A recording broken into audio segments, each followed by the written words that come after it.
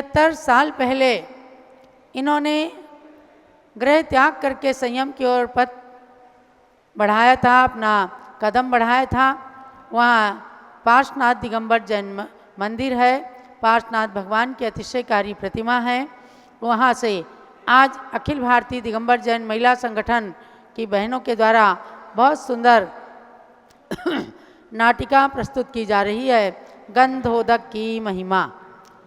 प्रारंभ करें नाटिका।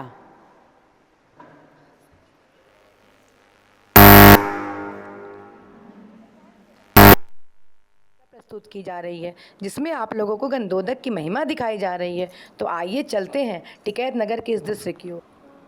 माँ, इन दोनों भाइयों को क्या हो गया है? आप तो आज बड़ी दुखी दिख रही हैं। दुख की तो बात ही है बेटी। देखो, सुभाष और प्रकाश दोनों तुम्हारे छोटे भाइयों को बड़ी भयंकर बीमारी निकल आई है, चेचक निकल आई है। कोई बात नहीं माँ, यह बीमारी आई है, दवा देने से धीरे धीरे ठीक हो जाएगी। मैना, तुम इस बीमारी की गंभीरता नहीं समझती हो। इस समय अपने पूरे नगर में यह रोग खूब फैला है। रोज सुनने में आ रहा है कि उसका बच्चा मर गया, उनकी लड़की बच नहीं पाई। लोग कहते हैं कि यह बीमारी नहीं, दैवीय प्रकोप है। इसमें इतना मुश्किल ही रहता है।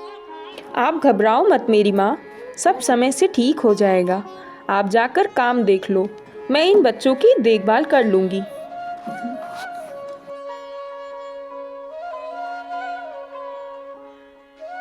हे भगवान, कैसे ठीक होंगे मेरे भाई? अरे भाई सुनो, यह भयंकर देवी प्रकोप बड़ी जोर से फैला है। मेरे घर में एक बच्ची ही को चेचक हो गई है। यह तो बिल्कुल ही संसार से विदाई लेने को तैयार है। तुम्हारे बच्चों का क्या हाल है भाई? हालत तो इनकी भी ठीक नहीं। बस मेरी बिटिया मैना दिन भर इनकी सेवा में लगी रहती है। देखो भगवान को क्या मंजूर है। अरे भाई छोटे, सुनो, हम सब मिलकर कल शीतला माता के मंदिर में चलकर पूजा करें, वरना हमारे बच्चे ठीक नहीं होंगे। सभी लोग यही कहते हैं कि यह बीमारी नहीं है, देवी माता का प्रकोप है, इसलिए शीतला माता को खुश करना पड़ेगा। तो ठीक ही है, कल सुबह हम सब लोग साथ चलकर प्रसाद चढ़ाएंगे।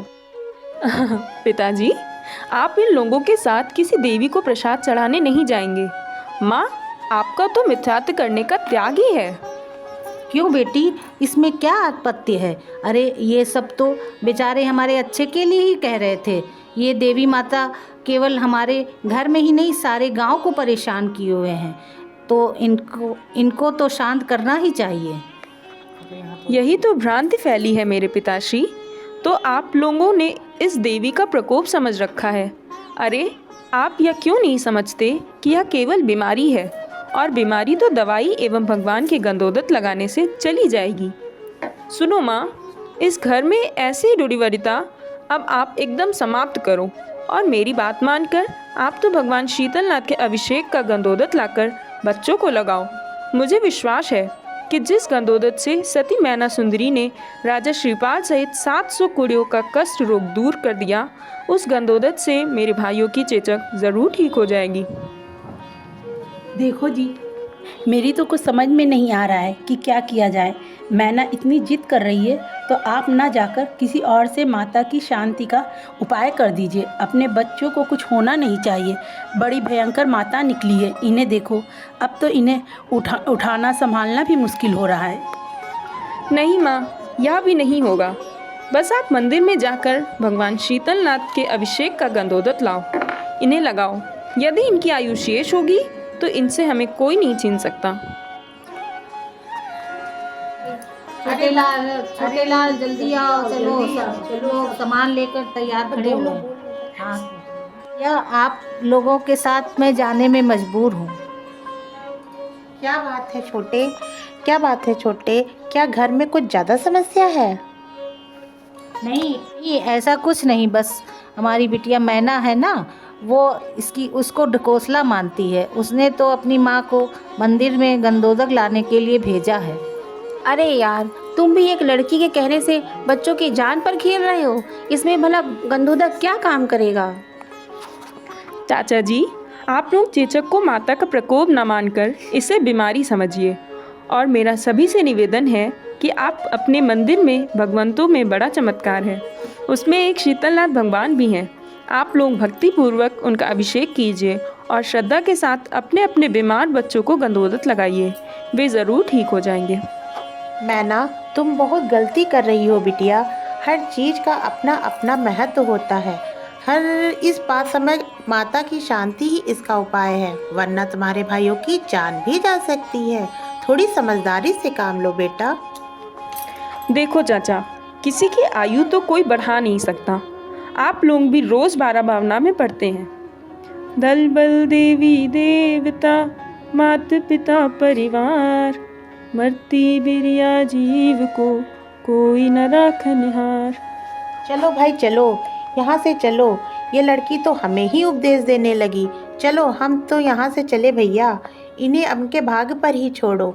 हम लोगों को अपने अपने बच्चों की भलाई देखें, ये अपनी जाने। इनकी लड़की बड़ी धर्मात्मा बनती है ना, उसी ने ही सबको गुमराह कर रखा है। चलो चलो, जल्दी चलो यहाँ से। बंधुओं, देखी न एक कन्या की दृढ़ता।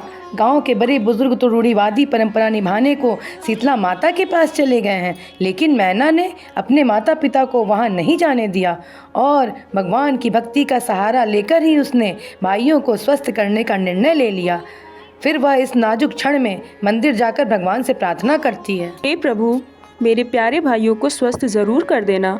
मैंने सब कुछ छोड़कर भगवान आपका ही सहारा लिया है। नाथ, यदि मेरे भाइयों को ज़रा भी कुछ हो गया तो सारे नगरवासियों की श्रद्धा भगवान की भक्ति से हट जाएगी। भगवान, मेरी लज्जा अब आपके ही हाथ में है। रक्षा कीजिए भगवान, रक्षा कीजिए।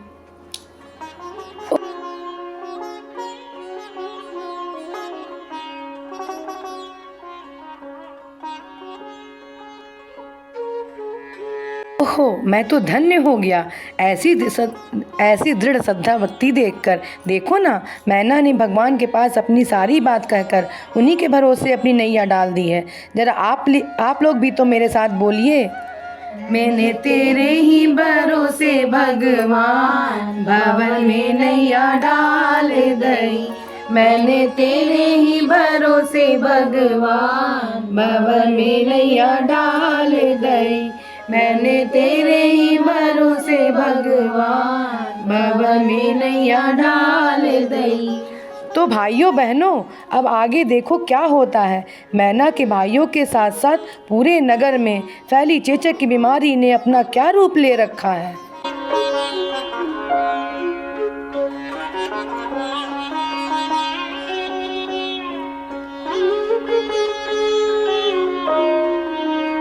देखो माँ, इनके दाने तो एकदम सूख गए हैं। अब ये ठीक से आंखें खोलकर भी देख रहे हैं। बेटा, हंसो हंसो सुभाष, अब तुम बिल्कुल ठीक हो।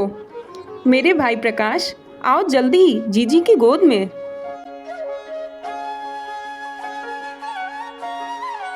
तो देखा आप लोगों ने, इधर मैना के घर में बच्चों की किलकारियाँ छूट रही हैं, उधर दूसरे के घर के बच्चों के चेचक तक ठीक नहीं हुए हैं।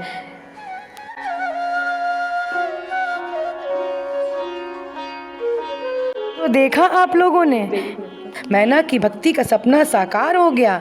अरे भैया, जैसे उस मैना ने गंधोदक से पति का कुष्ठ रोग दूर किया था, तो उसके बारे में पढ़ते हैं। फल पायो मैना रानी। अब इस मैना का साक्षात चमत्कार भी देख लिया ना, अब भी तो बोलो। गंधोदक से हुई काया स्वर्ण समानी, फल पायो मैना रानी। फिर जानते हो क्या हुआ?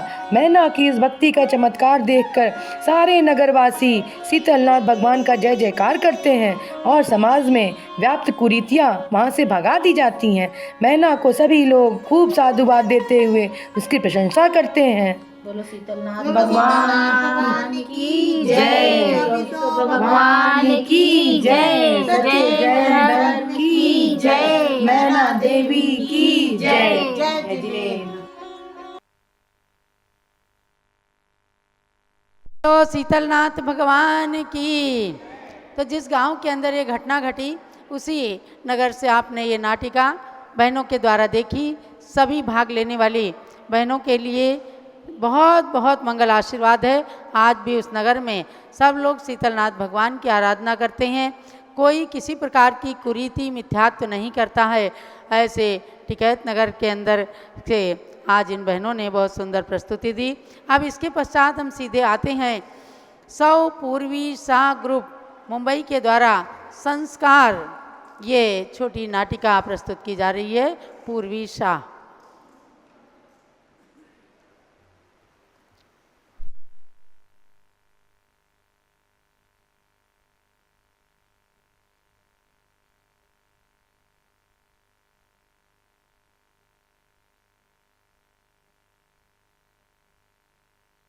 चैन कुल में जन्मे। आपके घर गुड़िया का जन्म हुआ है। अरे वाह, ये तो मेरी प्यारी गुड़िया है। लो आपका इनाम।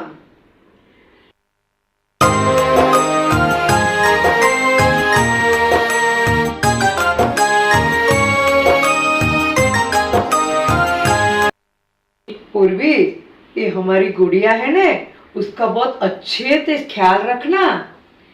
क्यों, मैं अकेली थोड़ी रखूंगी इसका ख्याल, हम दोनों मिलके इसका ख्याल रखेंगे ना। अरे मैं कैसे रख सकूंगा, मैं तो सुबह से ऑफिस जाता हूँ, रात को आता हूँ। तो जी मैं भी थोड़ी पूरे दिन घर में बैठी रहती हूँ। देखो जी, मैं बोल देती हूँ, जब अपना बड़ा दिव्यम आया था ना, तब आपने बोला था और मैंने अपनी जॉब छोड़ दी थी।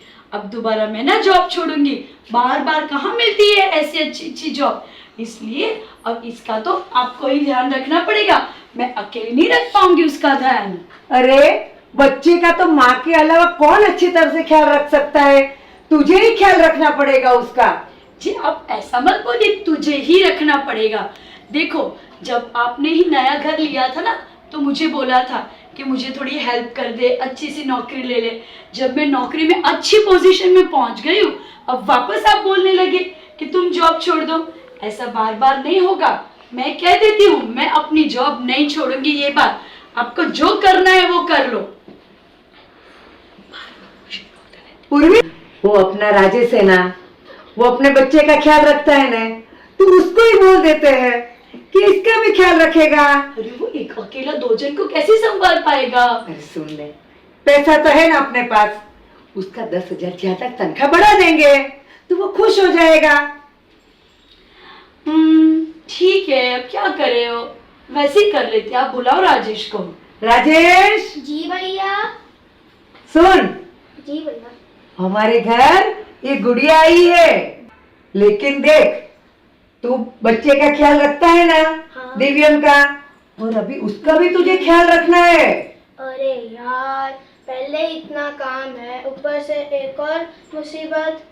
अरे टेंशन मत कर, पैसे की चिंता मत कर, 10,000 तनख्वाह बढ़ा दूंगी तेरी। 10,000? हर महीने। ठीक है, मैं दोनों का अच्छी तरीके से ख्याल रखूंगा।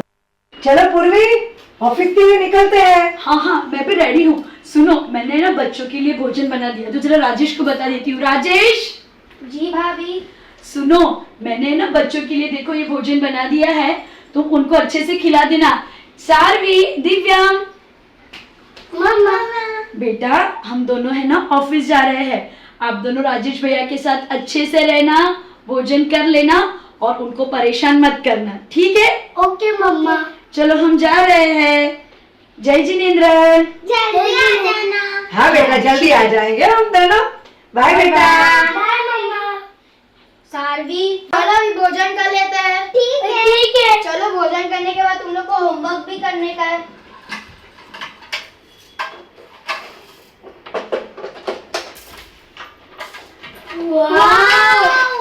मेरे को ये चाहिए। नहीं, तुम दोनों ये भोजन करो। नहीं, ये खाना है। नहीं, इसमें आलू प्याज है, तुम्हारी मम्मी ने ना बोला आलू प्याज नहीं खिलाना है। नहीं, हम आलू प्याज खाएंगे। ठीक है, तुम ये बर्गर ले लो और तुम ये फ्रेंच फ्राइज ले लो। ठीक है, मेरे को ये लो।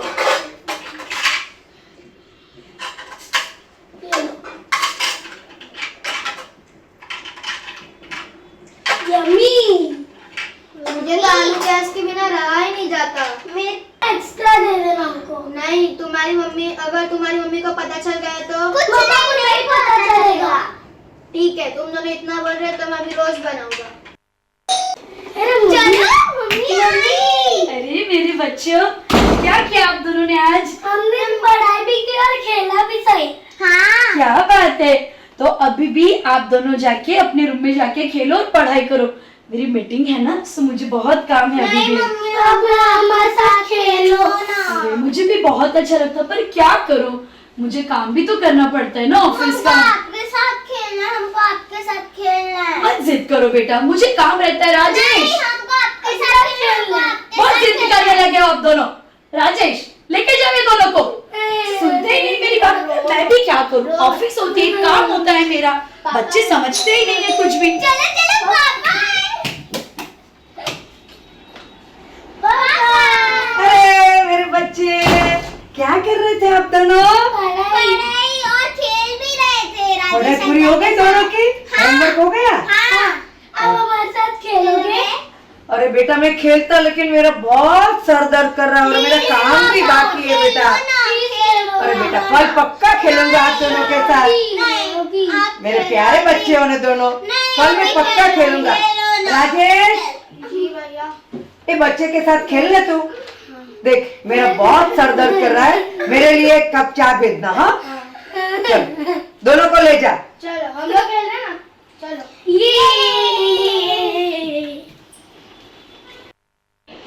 अरे आज अपने बच्चे बहुत रोए, मुझे बहुत बुरा लगा।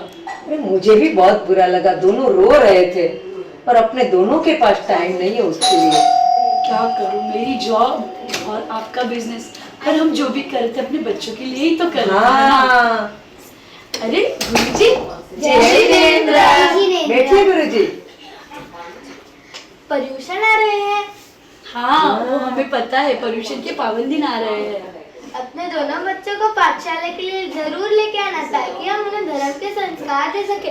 देखो ध्वनि रोज पाठशाला आती है, इसको कितना अच्छा ध्वनि का धर्म का संस्कार आता है। चतारी मंगलम बोलो ध्वनि। चतारी मंगलम, पर्यंत मंगलम, सिद्ध मंगलम, साहु मंगलम, कीवली पणक्तो धम्म मंगलम। चतारी लोगत्मा, पर्यंत लोगत्मा, सिद्ध लोगत्मा, साहु लोगत्मा, केवली पणक्तो धम्म लोगत्मा। चतारी शरणं प्रवचामि, पर्यंत शरणं प्रवचामि, सिद्ध शरणं प्रवचामि, साहु शरणं प्रवचामि, केवली पणक्तो धम्म शरणं प्रवचामि। अरे वाह ध्वनि, तू तो बहुत अच्छा सीख गई है पाठशाला में। अरे सारवी, दिव्या इधर आओ। आजा बेटा। देखो ये ध्वनि है, ये रोज पाठशाला जाती है। और तुझे क्या आता है बोलो बेटा? छत्र, भामंडल, सियासन, चौहद, धुंध विभाजित, पुष्प रस्सी, अशोक वृक्ष, दिव्य ध्वनि। वाह, पता है ये क्या है बच्चों? इसने अष्ट प्रातिहार्य के नाम बोले हैं बच्चों। आपको भी ये सब सीखना है ना? तो आप दोनों भी पाठशाला जाना। हम राजेश को बोलते हैं, आप दोनों को पाठशाला लेके जाएगा। राजेश जी भाभी। सुनो, ये हमारे इन दोनों बच्चों को तुम पाठशाला जरूर लेके जाना। ये हमारे गुरुजी है ना, उन दोनों को जैन धर्म के संस्कार देंगे। जी। तुम्हें पता है ना बेटा कि मेरे पास तो इन बच्चों के लिए फुर्सत ही नहीं मिलती है जॉब से, इसलिए तुम्हें बोल रही हूँ तुम दोनों को लेके जाना। जी मैं दोनों को लेके जाऊंगा। ठीक है बच्चों, तुम दोनों राजेश के साथ पाठशाला जरूर जाना। ठीक है। ओके। जय जिनेंद्र। जय जिनेंद्र। जय जिनेंद्र गुरुजी। धर्म के संस्कार ही तो देने हैं, उससे अच्छा मैं अपने गुरुजी को बुला लेता हूँ, चाहे जैन धर्म का हो या मेरे धर्म का। प्रणाम। गुरुजी बैठिए। क्या गुरुजी, काम था? इन दोनों बच्चों को धर्म के संस्कार देने हैं। अभी दे देता हूँ। धन्यवाद। मैं एक बार बोल देता हूँ, उसके बाद लर्न कर लेना। बोलो। ओम भूर्भुवस्वः तत्सवितुर्वरेण्यं भर्गो देवस्य धीमहि धियो यो न प्रचोदयात्। ठीक है बच्चों, देखा आपने गुरुजी ने इतना अच्छा बोला है। गुरुजी आपको और सिखाएंगे। इस बार गणपति आ रहे, दर्शन करने जरूर जाना। गणपति आपकी सारी मनोकामना पूरी करेंगे। तो मम्मा, तो उनके मम्मा पापा को भी टाइम मिलेगा? हाँ, सब मिलेगा। ये राजेश, जी गुरुजी। दोनों को लाल बाग के दर्शन करने जरूर ले जाना और मोदक भी खिलाना। जी गुरुजी, मैं दोनों को गणपति जी के दर्शन के लिए ले जाऊंगा। प्रणाम। प्रणाम गुरुजी। सुनिए, आज है ना धूप दशम है, हम अपने दोनों बच्चों को धूप चढ़ाने के लिए जरूर लेके जाएंगे। हाँ चलो बच्चों को बुला लेते हैं। हाँ, बुला लेते हैं बच्चों को। और है ना, बच्चे भी धूप चढ़ा के बहुत खुश हो जाएंगे। हाँ जय जिनेंद्र। जय जिनेंद्र पंडित जी। बैठिए। ये बताइए तो हमारे बच्चे कैसे पढ़ रहे हैं पाठशाला में? उनको सब आ तो रहा है ना? क्या बात कर रहे हो? मैंने तो बोला था। राजेश जी भाभी। आप ये दोनों बच्चों को लेके नहीं गए थे क्या? नहीं, वो मेरे पास फुर्सत नहीं थी और आपको अपने मतलब धर्म के संस्कार देना है, तो मैंने अपने धर्म के संस्कार दे दिए। ये क्या बात हो गई भला? चलो बुलाओ हमारे दोनों बच्चों को। दिव्या, सारवी। हाँ हाँ। देखो बेटा, आपको बताती हूँ मैं, है ना, आज पर्यूषण चल रहे हैं। आप दोनों को हमारे साथ आना है, मंदिर में जाके भगवान को धूप चढ़ाएंगे, ठीक है? नहीं, हमको गणपति बप्पा के दर्शन। अरे इधर आओ, इधर आओ। ये क्या बात हो गई? अरे ये क्या बात हो गई? मैंने बोला ना आपको हमारे साथ आना है, मतलब हमारे साथ आना है। सुनो मेरी बात। जाने दो ना, हमको गणपति जी के दर्शन करने दो। अरे लगाओ दोनों को, चलो हमारे साथ चलो। अरे कैसे बात करो, सुने नहीं रहे हो? आप एक चीज बताओ भाभी, आपको किसने धर्म के संस्कार दिए थे? मेरी माँ ने, मेरे पिताजी ने। मुझे भी मेरे मम्मी पापा ने संस्कार दिए थे। पर तुमने कभी अपने बच्चों को इस धर्म के संस्कार दिए? ये गलती बच्चों के नहीं, तुम्हारी गलती है। बात को आपकी सही है, हम ही जब देखो तब ऑफिस बिजनेस के चक्कर में पड़े रहे। अब देखो आज ये बच्चे हमारे साथ आने के लिए रेडी नहीं है, कुछ तो करना पड़ेगा। अब तो चलो मेरे साथ धूप चढ़ाने के लिए। हाँ चलिए, हम तो चलते हैं। हाँ चलते हैं। बच्चे नहीं आए ना, बच्चों को समझाना पड़ेगा हमें। हाँ। जय जिनेंद्र। जय जिनेंद्र। अरे सुनते हो, हमारे दोनों बच्चे बड़े हो गए ना। हाँ। चलो, मुझे बहुत मन है कि मैं अपने दिव्य के लिए एक सुंदर सी कन्या लाके उसकी शादी कर लूं। वो लड़कन्या जैन हो, ऐसा मेरा सपना है। हाँ, अपन लड़की ढूंढनी चालू कर दे। कहाँ से ढूंढूं? मैंने शादी कर ली। ये क्या बात हुई दिव्या? तुमने कब शादी कर ली? सारवी, तुमने भी कुछ बताया नहीं। आपके पास कभी टाइम था? दिव्या, ये लड़की जैन है क्या? नहीं। इसमें जैन धर्म के संस्कार है? नहीं, मैं नहीं हूँ। आपने कभी इसको जैन धर्म का सिखाया है? इसके लिए मैंने अपने धर्म का सिखा दिया। ये क्या बात हो गई? अरे भगवान, क्या करेंगे अभी हम? क्या करेंगे? अपने जीवन में तो देखो कैसी तकलीफ आ गई। अरे भगवान, क्या करें हम? ये तो बहुत अनर्थ हो गया।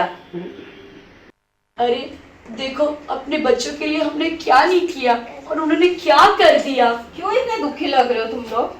अरे आप आगे क्या बताओ, क्या हो गया? अरे मेरे बेटे ने है ना किसी उस लड़की से शादी करी जो जैन नहीं है। अरे ये तो होना ही था। आपने कभी अपने बच्चों को